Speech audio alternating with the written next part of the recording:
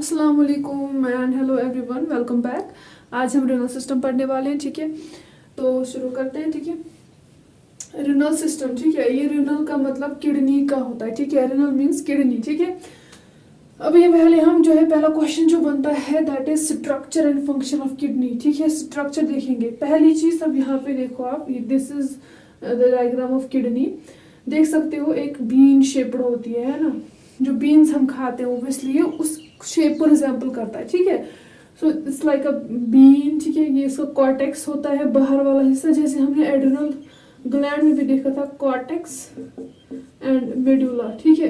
वैसे इसका भी होता है, दिस इज कॉर्टेक्स, ठीक है। ये फाइब्रस कैप्सूल भी है बाहर से, this is cortex and this one is medulla, ठीक है। ये होते हैं रिनल पायरामिड्स, ठीक है।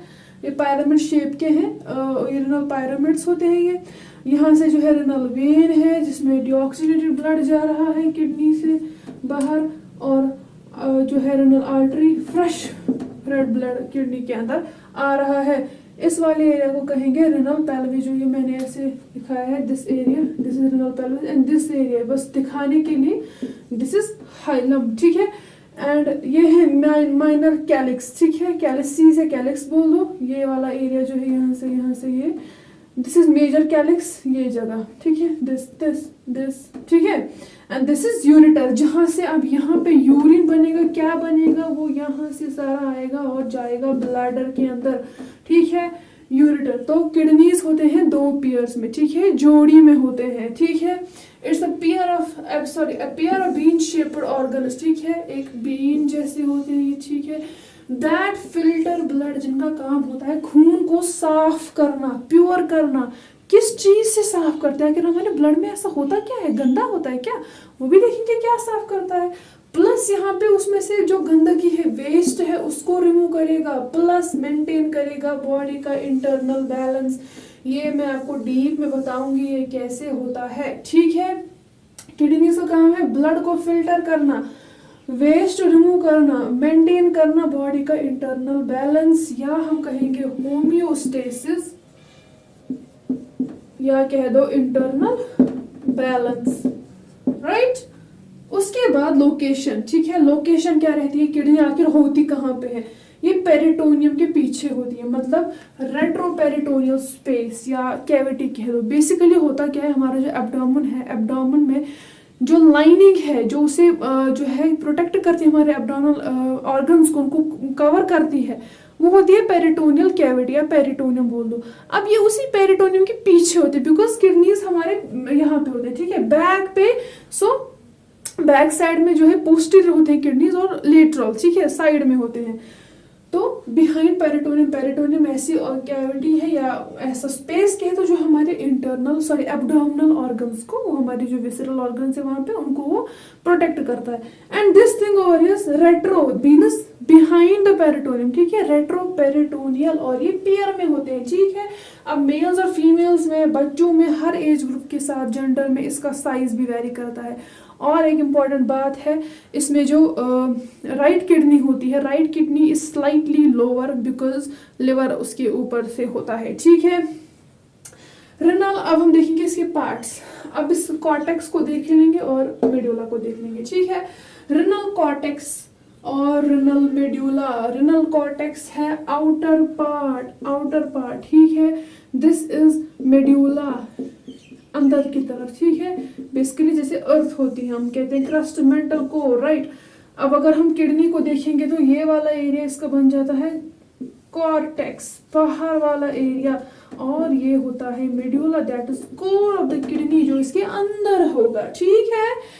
अब हम देखेंगे फंक्शंस। ये एक और क्वेश्चन बनता है आपको, ये फंक्शंस क्या होती है किडनी की, आखिर किडनी हमारी बॉडी में काम क्या करती है। मैंने बोला ये वेस्ट रिमूव कर रही है, ब्लड फिल्टर कर रही है, क्यों कर रही है, कैसे कर रही है, ठीक है। फंक्शन पहला बनता है रिमूव करना यूरिया को, यूरिक एसिड को और ड्रग्स को। अभी आप ये यहाँ पे ये ऐसे समझ लो, ठीक है, क्योंकि अभी नेफ्रॉन का स्ट्रक्चर पढ़ेंगे, वहाँ पे यूरिन फॉर्मेशन कैसे होती है, किस चीज़ का कैसे वहाँ पे रीअब्जॉर्प्शन होता है, फिल्ट्रेशन होता है, वो हम वहाँ पे अच्छी तरह से देखेंगे। अभी आप याद रखो कि किडनी का काम है यूरिया को रिमूव करना, जिसकी ज़रूरत हमारी बॉडी में नहीं होती है, वो हमारे लिए एक जहर होता है, टॉक्सिन होता है वो, ठीक है। यूरिक एसिड भी नहीं, ड्रग्स होते हैं जो बेसिकली कुछ ड्रग्स लाइक जो बेसिकली रह जाते हैं बॉडी में, ठीक है, वो ड्रग्स बाहर निकालने जरूरी है, राइट।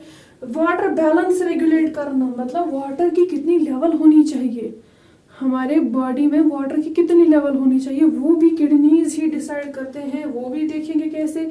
सोडियम पोटेशियम का बैलेंस मेंटेन करती है, कितना इंपॉर्टेंट है। एसिड बेस बैलेंस, बॉडी में ना एसिडोसिस होने देगा ना अल्कोलोसिस होने देगा, इक्विलिब्रियम में रखेगा होम्योस्टेसिस। ये एसिड और ये बाइकार्बोनेट, ये पहले भी हम डिस्कस कर चुके हैं कि H पॉजिटिव कैसे एसिडोसिस क्रिएट करता है और जो है बाइकार्बोनेट कैसे बनता है। तो कार्बन डाइऑक्साइड हमने कहा था प्लस जो है यहाँ पे आरबीसी का जो वाटर रहता है वो बनाता है H2CO3 नेगेटिव, फिर क्या होता है H पॉजिटिव बाहर निकलता है, ठीक है, याद है आपको, हमने पढ़ा था। और HCO3 नेगेटिव, यही है बाइकार्बोनेट जो अल्कोलोसिस करेगा, एंड दिस वन विल ठीक है क्रिएट एसिडोसिस, यही एसिड तो होता है, फिर यहाँ पे क्लोराइड शिफ्ट होता है बस इस चीज को बैलेंस करने के लिए। But this thing over here is, ये दो काफी इंपॉर्टेंट है कि कब एसिडिक सिचुएशन करनी है, कब जो है वो सब किडनी तक होता है, क्योंकि वो एक्सक्रीट करती है। कल भी हमने देखा क्योंकि ये एक्सक्रीट करती है इस चीज को। अगर बॉडी को लगेगा अभी एसिडोसिस है, ये H पॉजिटिव बेसिकली अभी बहुत ज्यादा है बॉडी में, तो चलो इसको एक्सक्रीट करते हैं, इसको बाहर निकालने की कोशिश करते हैं। दूसरी तरफ से लंग्स को भी सिग्नल मिलेगा ज्यादा ज्यादा सांस लो, तो क्योंकि ये CO2 ज्यादा रिटेंशन नहीं होना चाहिए। अब अगर कभी अल्कोलोसिस होता है, सपोज बाइकार्बोनेट बहुत ज्यादा होगा बॉडी में, ठीक है, अगर बाइकार्बोनेट बहुत ज्यादा होगा बॉडी में तब भी वो मसला है। फिर क्या करते हैं हमारी किडनी, इसको जो है एक्सक्रीट करने लग जाती है। जब इसकी जरूरत होगी इसको रिटेंशन करेगी, इसको रखेगी अंदर और इसको बाहर फेंकेगी। जब इसकी जरूरत नहीं होगी तो उस हिसाब से जो है वो अपना काम करती है, ठीक है। और लंग्स और किडनी दोनों ही इस एसिड बेस बैलेंस में सब कुछ एक साथ काम करते हैं, ठीक है। और ये रेनिन एक इम्पॉर्टेंट जो है यहाँ पे चीज होती है, रेनिन जो रास मैकेनिज्म हम देखेंगे उसमें ये होता है, उसी से आपको पता चलेगा कैसे ये वाटर बैलेंस, इलेक्ट्रोलाइट बैलेंस, ये सब कैसे होता है। और ये प्रोड्यूस करता है एरिथ्रोपोइटिन, ये हार्मोन की वजह से ही हमारे आरबीसीज बनते हैं बोन मैरो के अंदर, ठीक है। हमारे जो ब्लड सेल्स है वो इसी हार्मोन की वजह से तो बनते हैं। एरिथ्रोपोइसिस जैसे मैंने कहा था ये एक जैसे बेसिकली प्रोसेस होती है जिससे हमारे आरबीसीज बनते हैं, ठीक है। तो ये हार्मोन, वो प्रोसेस इसी हार्मोन की वजह से तो होती है, आरबीसीज बनते हैं उससे। अब हम देखेंगे कि ये जो किडनी है इसका रोल कैसे रहता है कि हमारा होम्योस्टेसिस बढ़ाना है। होम्योस्टेसिस मतलब अंदर का बैलेंस, इक्विलिब्रियम होना चाहिए बॉडी में। सपोज अगर यहाँ पे हम ब्लड प्रेशर की बात करें, ना ब्लड प्रेशर ज्यादा होना चाहिए ना ही कम होना चाहिए, ठीक है। किडनीज ऐसा काम करते हैं ताकि जो है कभी कभी ब्लड प्रेशर कम हो जाएगा तो उसको ज्यादा करेंगे, अगर ज्यादा हो जाएगा तो उसको कम करेंगे, ठीक है।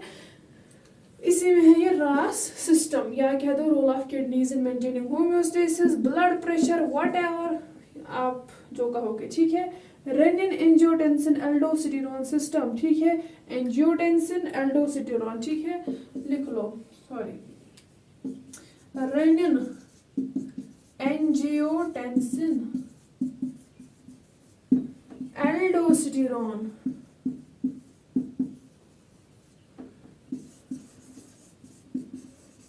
ठीक है। रेनिन किडनी से आएगा, एंजियोटेंसिन वो उसी की वजह से कन्वर्ट होगा, एल्डोस्टेरोन निकलेगा, ठीक है। देखो कभी भी बीपी कम है या लो सोडियम है, ये तो एक जैसी बात हो गई, तो बिल्कुल डायरेक्टली प्रोपोर्शनल है एक दूसरे के, आरंट दे, बिकॉज हमने देखा है सोडियम जहाँ पे उसके साथ पानी भी आता है फ्री में, by one get one free की तरह, ठीक है। सोडियम भी जहाँ पे उधर पानी भी, ठीक है। कभी कभी ब्लड प्रेशर कम हो जाता है, सपोज शॉक, हाइपोवोल्यूमिक शॉक, एक्सीडेंट हो जाता है, ब्लीडिंग हो जाती है, या सर्जरीज में जो है हो जाता है, सेप्टिक शॉक होता है, तो बहुत सारी चीजें होती है जिसमें हमारे पास जो है शॉक के केसेस होते हैं, तो उसमें कम ब्लड पहुंचता है हमारे ब्रेन को, हमारे वाइटल्स तक, ठीक है। उस कंडीशन में हम देखते हैं कि ब्लड प्रेशर काफी कम होता है, फोर्स जो पड़ना चाहिए आर्टरीज के वॉल्स पे, ठीक है, वेसल्स के वॉल्स पे, वहां पे वो कम पड़ रहा है, ठीक है। तो सोडियम का भी इसमें है, तो लो सोडियम या लो बीपी कह दो, ये एक ही बात है, क्योंकि सोडियम के साथ वाटर फॉलो सोडियम, ठीक है। हमने देखा फिर क्या होता है, किडनीज तक ब्लड कम जाएगा। जब किडनी देखती है ना मेरे तक ब्लड कम आ रहा है, ये लोग मुझे खाना ही कम दे रहे हैं, क्या गड़बड़ क्या है, क्या ऊपर है ही नहीं है, ये लोग मुझे ही बेच रहे हैं कम। ठीक है, ये कहता है कि रिनल ब्लड फ्लो तो कम आ रहा है। अब क्या होता है, जक्स्टा ग्लोमेरुलर सेल्स होते हैं किडनीज के अंदर जो एक्टिवेट हो जाते हैं। वो कहते हैं नहीं भाई, इन्होंने खाना तो कम भेजा है, गड़बड़ तो है। वो रिलीज करवाते हैं इसको, ये एक जासूस होता है, ये जासूस निकलता है, ये खोज करता है कि यहाँ पे जो है बेसिकली खाना इन्होंने जो है कम जो भेजा, लेकिन वो बना ही कम था। ठीक है, मुझ तक जो ब्लड आना चाहिए था वो कम ही आ रहा है। तो ये कहता है किडनी को, ठीक है भाई मैं ये काम करता हूँ, मुझे ये संभालने दो। रेनिन करता है एंजियोटेंसिनोजन, ये एक प्रो एंजाइम है, अभी ये एक्टिवेट नहीं हुआ है, एक्टिव नहीं है, जो लिवर से निकलता है एंजियोटेंसिन, किडनी से निकला रेनिन, ताकि वो इस चीज को कोप अप कर सके। ठीक है, एंजियोटेंसिन जो लिवर से निकला, उसके बाद क्या होता है, वो एंजियोटेंसिन जो है कन्वर्ट हो जाता है एंजियोटेंसिन फर्स्ट के अंदर। ठीक है, रेनिन आया, एंजियोटेंसिनोजन आया था लिवर से, इसने इस पे एक्ट करके इसको ये बना दिया, एंजियोटेंसिन फर्स्ट बना दिया। फिर जो है एस आता है, एंजियोटेंसिन कन्वर्टिंग एंजाइम। ठीक है, एंजियोटेंसिन कन्वर्टिंग एंजाइम, इसने क्या किया, ये आता है लंग्स से। लंग्स वाले क्या करते हैं भाई, इसको कन्वर्ट कर दो इसके अंदर, एंजियोटेंसिन सेकंड के अंदर, और वहां से होता है वो एक्ट करता है एड्रिनल कॉर्टेक्स के ऊपर। हमने कहा था ये है adrenal gland, this is cortex, this is medulla. Cortex में 3 लेयर्स होते हैं। ठीक है, एक से निकलेगा हमारा एल्डोस्टेरोन, दैट इज मिनरलोकॉर्टिकॉइड, दूसरा glucocorticoid, that is cortisol, corticosterone etcetera, एक और भी था मैं भूल गई, एल्डोस्टेरोन, कॉर्टिसोल एंड हमारे पास होता था sex corticoid, that is androgens. ठीक है, राइट, ये हमारे कॉर्टेक्स से निकलते थे, और मेडुला से क्या निकलता था, कैटेकोलामाइंस, एपिनेफ्रिन, नॉरएपिनेफ्रिन, या एड्रेनलिन, नॉरएड्रेनलिन। ठीक है, ये एक ही बात है। तो एल्डोस्टेरोन जो है ये निकलेगा ना, इसका रोल रहता है हमेशा इलेक्ट्रोलाइट्स को बैलेंस करने में। अब जाहिर सी बात है, इसने सोडियम का बैलेंस कर दिया, यहाँ पे सोडियम कम था, इसने सोडियम को क्या किया, रिटेंशन किया उसका। ठीक है, जब सोडियम भी हुआ तो फिर वाटर भी हो गया, तो बॉडी में ब्लड प्रेशर बढ़ गया, और ये जो कंडीशन थी ये भी खत्म हो गई, बच गई हम उससे। तो गलती सिस्टम की नहीं थी, यहाँ पे गड़बड़ चल ही रही थी कि इस तक ब्लड ही कम पहुंचा। तो इसने क्या किया, किडनी ने इस चीज के थ्रू, इसके थ्रू, इसको निकाल कर, इस एल्डोस्टेरोन को निकाल कर, वहां से जो है हमारा जो है हाइपोथैलेमस से जो हमारा एल्डोस्टेरोन बनता था, वैसोप्रेसिन जो था एंटी डायरेटिक हार्मोन, वो भी निकलता है, या एडीएच कह दो, वो निकलता है पोस्टीरियर पिट्यूटरी से, वहां पे वो स्टोर होता है। ठीक है, वहां से निकलकर उसका रहता है वाटर बैलेंस में, वो वाटर बैलेंस करेगा, और इसने यहाँ पे इलेक्ट्रोलाइट का बैलेंस कर दिया, इसने इसका आधा काम खत्म कर दिया, क्योंकि इसने सोडियम को रिटेंशन किया। सोडियम को रिटेंशन करना मतलब वाटर बचाना, वाटर बचा, लेवल बढ़ी, ब्लड प्रेशर इंक्रीज हुआ। अब ब्लड हर जगह, ब्लड का प्रेशर भी बढ़े, ब्लड का वॉल्यूम भी बढ़ा, जाहिर सी बात है। ठीक है, सारी जगहों पे ब्लड पहुंचेगा, तो ये कंडीशन भी खत्म हो गई। तो ये आ गया role of kidneys in maintaining homeostasis, या ब्लड प्रेशर, या रा सिस्टम के थ्रू किडनी कैसे ये सब चीजों को कोप अप करती है, कैसे कंपेंसेट करती है इन सिचुएशन कि ये नेफ्रॉन होता क्या है। ठीक है, नेफ्रॉन जो है, जैसे हमारे पास सेल, बेसिक सेल हमारी स्ट्रक्चरल और फंडामेंटल यूनिट होती है लाइफ का। ठीक है, और इसी तरह से हमने देखा सेल्स के बहुत सारे टाइप्स होते हैं। ठीक है, नेफ्रॉन होता है, न्यूरॉन होता है। ठीक है, फिर टिश्यू बनाता है, कैसे ऑर्गन्स बनते हैं, ऑर्गन सिस्टम। ठीक है, ऑर्गेनिज्म बनता है। तो there are different types of these cells. जैसे नेफ्रॉन है, ये किडनी का स्ट्रक्चरल और फंक्शनल यूनिट है। न्यूरॉन है हमारे नर्वस सिस्टम का। ठीक है, इसी तरह से जो है ऑस्टियोसाइट्स होते हैं जो हमारे बोन्स को बनाते हैं, कॉन्ड्रोसाइट जो कार्टिलेज को बनाते हैं। राइट, ठीक है, structure and function of nephron हम यहाँ पे देख लेते हैं। नेफ्रॉन होता क्या है, नेफ्रॉन जो है स्ट्रक्चरल और फंक्शनल यूनिट होता है हमारे रेनल सिस्टम का। और अप्रोक्सीमेटली अगर देखा जाए 1 से लेकर 1.5 मिलियन नेफ्रॉन प्रेजेंट होते हैं पर किडनी। We have 2 kidneys. ठीक है, तो अप्रोक्सीमेटली देखा गया है कि पर किडनी में कितने होते हैं, 1 मिलियन से लेकर 1.5 मिलियन। ठीक है, अब हम देखेंगे इसका स्ट्रक्चर। देखो पहले क्या होता है, ये जो आप देख रहे हो इस तरह से कुछ दिस इज बोमेंस कैप्सूल, ठीक है, ये कैप्सूल जैसा आप याद रखो, बोमेंस कैप्सूल। फिर क्या होता है, इसी के अंदर जो है कैप्सूल, उसके अंदर आ रही है इस तरह से ब्लड वेसल, कोई ब्लड लेकर आ रही है। हमने कहा किडनीज फिल्टर करते हैं ब्लड को, इस वाली आर्टरी को बोलते हैं एफरेंट आर्टेरियोल, ठीक है, एफरेंट जो ला रहा है, ईफरेंट जो लेकर जा रहा है, ठीक है, इस तरह से याद रहेगा आपको। तो ये ग्लोमेरुलस है, ये बंच ऑफ या टफ टफ कैपिलरीज है इसके अंदर, तो यहाँ से ये आ रहा है, ठीक है, ब्लड। इसमें जो है इसका क्या हो रहा है, यहाँ से ये जाएगा इसके अंदर, इसमें जो ब्लड के थ्रू बेसिकली यहाँ पे क्या होती है, फिल्ट्रेशन, अल्ट्रा फिल्ट्रेशन होती है। एमिनो एसिड है, वाटर है, ग्लूकोज है, यूरिया है, इलेक्ट्रोलाइट्स है, जो भी टॉक्सिन्स है वो सारे इसमें आ जाएंगे, ठीक है, ये सारे इसमें आ जाएंगे, ये पहला स्टेप होता है, ठीक है। यहाँ से ब्लड आ रहा है, इसके अंदर जा रहा है, यहाँ से इसमें से जो है डिफ्यूजन कह लो, ऑस्मोसिस कह लो, उसके थ्रू जो है ये चीज़ें इसमें आ जाती हैं। लेकिन कौन कौन सी चीज़ें, कुछ चीज़ें ज़रूरी भी है, ये अमाइनो एसिड, ये वाटर, ये ग्लूकोज, ये तो ज़रूरी है, इलेक्ट्रोलाइट ज़रूरी है, यूरिया को तो बाहर निकालना है, अब क्या करें, मुसीबत हो गई, ठीक है, ये तो आ गया इसके अंदर, ये तो यूरिन में चला जाएगा हमारे, तो अमाइनो एसिड हमें तो जो है यूज़फुल है, ये तो वेस्ट नहीं है, ग्लूकोज भी नहीं है, वाटर भी ज़रूरी है, डिपेंड्स ऑन। अब क्या करें, इधर से ये जो वापस ब्लड जा रहा है ना, इधर ये छोड़ रहा है ब्लड, इधर ये जा रहा है, ये वाली कैपिलरी कहलाती है पेरिट्यूब्यूलर कैपिलरी, ये इस नेफ्रॉन की साथ साथ चलती, ठीक है। अगर हमें क्या करना है, दूसरा स्टेप जो होता है दैट इज ट्यूब्यूलर रीअब्जॉर्प्शन, क्योंकि जो है इस ये होता है प्रॉक्सिमल कन्वोल्यूटेड ट्यूब्यूल। मैं अब आपको साथ साथ में बोल रही हूँ बिकॉज आपका टाइम बहुत कम है, ठीक है, अब मैं साथ साथ बोल रही हूँ कौन सा पार्ट क्या है, वहाँ पे क्या हो रहा है। बेसिकली यहाँ पे हम यूरिन फॉर्मेशन देख रहे हैं, ठीक है, ये नेफ्रॉन का स्ट्रक्चर भी वहीं से हो रहा है। ये होता है प्रॉक्सिमल कन्वोल्यूटेड ट्यूब्यूल, ये इधर से ही निकलता है प्रॉक्सिमल कन्वोल्यूटेड ट्यूब्यूल। इसमें क्या होता है बेसिकली, ये जो इधर में जो भी अभी हम जो है देख रहे हैं, इसमें जो भी चीज़ें आई है, जो चीज़ें चल रही है, सिक्रीशन चल रही है, इसमें हमारा तो ज़रूरी था ना ये amino acids, water, glucose, electrolytes, urea तो बाहर फेंकना था वैसे भी, लेकिन इसके साथ तो हमारी यूजफुल चीज़ें भी चले गई ना।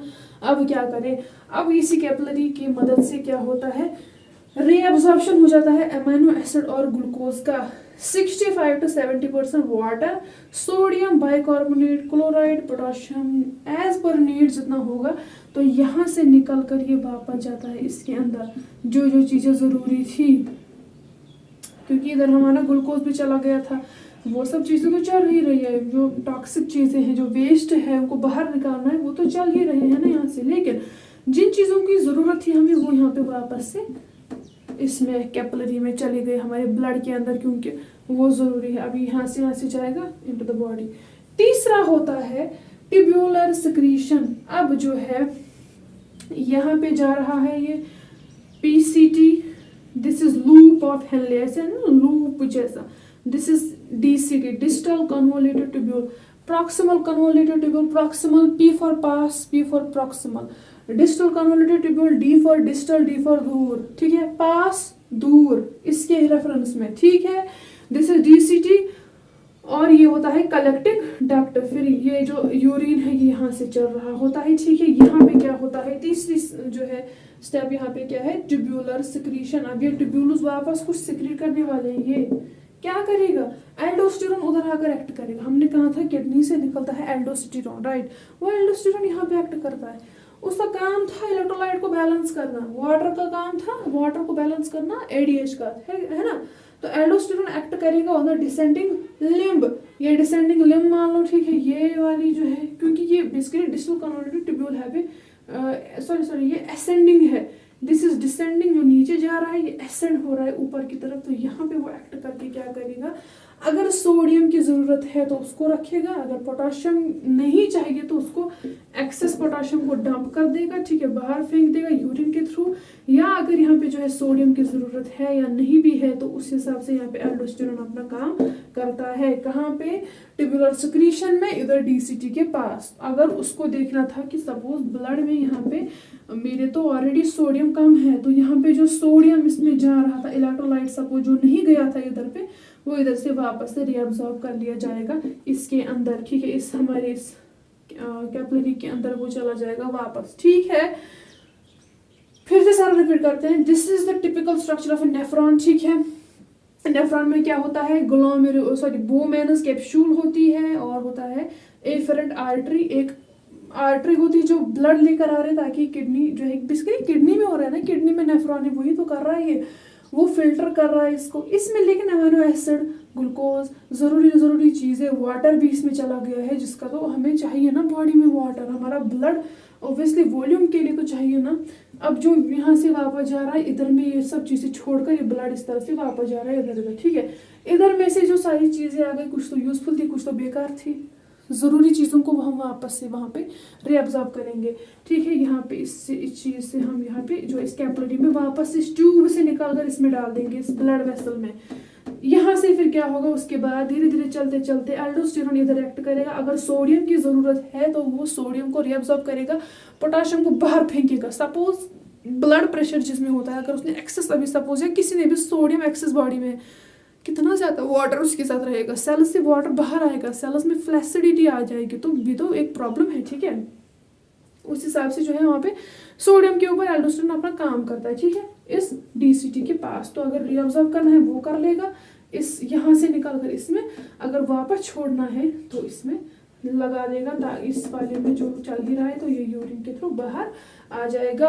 Ultrafiltration, tubular reabsorption, tubular secretion, main याद रखोगे, amino acid, water, glucose, electrolytes काफी जरूरी होते हैं, लेकिन मॉलिक्यूलर मास की वजह से वो इस चीज में फिसल जाते हैं, ठीक है। ये मान लो यहाँ पे क्या है, ये पोडोसाइट्स होते हैं, ठीक है। यहाँ पे एक सीव जैसी होती है, जैसे हम कहते हैं कि छन्नी होती है, ठीक है, जिसमें हम चाय वगैरह, दूध होता है, उसको हम छानते हैं, ठीक है। लेकिन क्या होता है उसमें जो है, जो छोटे पार्टिकल्स थे जो जरूरी थे वो इसमें अचानक से उतर जाते हैं, ठीक है। अब हम देखेंगे इस नेफ्रॉन का हमारा स्ट्रक्चर भी होगा, फंक्शन हो गया। Function of kidney nephron is same, जैसे आप देख लो, यूरिन फॉर्मेशन हो गई, रिमूव कर लिया इसने यूरिया को, टॉक्सिक फिक्सचर्स रिमूव कर लिए इसने, जो है यहाँ पे जो है हमारा ओब्वियसली एल्डोस्टेरोन में वहाँ पे एक्ट करके सोडियम और पोटाशियम को जो है एक्सक्रीट, जो रिटेंशन करना था, डंप करना था, वो काम कर लिया, वाटर बैलेंस बढ़ गया, ठीक है। हमारा जो है यहाँ पे बीपी ठीक रहा, ठीक है। और हमारे जो भी टॉक्सिक वेस्ट थे, जो चीज़ें हमें नहीं चाहिए थी, वो सब बाहर चली गई, उसने यहाँ पे रीअब्सॉर्ब करके हमारे बॉडी को बचा लिया, अमीनो एसिड्स दे दिया उसको, ग्लूकोज दे दिया, वापस वाटर दे दिया, अगर वाटर नहीं होता तो यहाँ पे तो मसला हो जाता, ठीक है, एंड सो ऑन।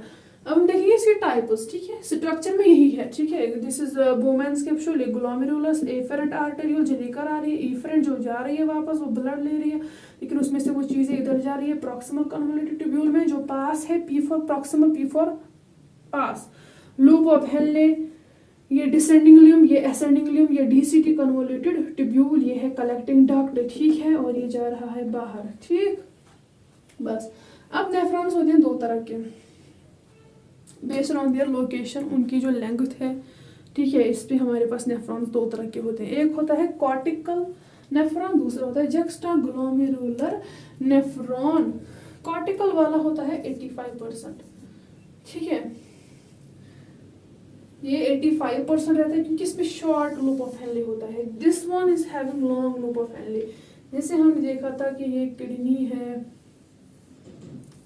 इधर जो है सपोज ये जो रेनल पिरामिड्स इस तरह से है, ठीक है, ये वाला कॉर्टेक्स था हमारा, ये हमारा था मेड्यूला, ये थे रेनल पिरामिड्स एटसेट्रा।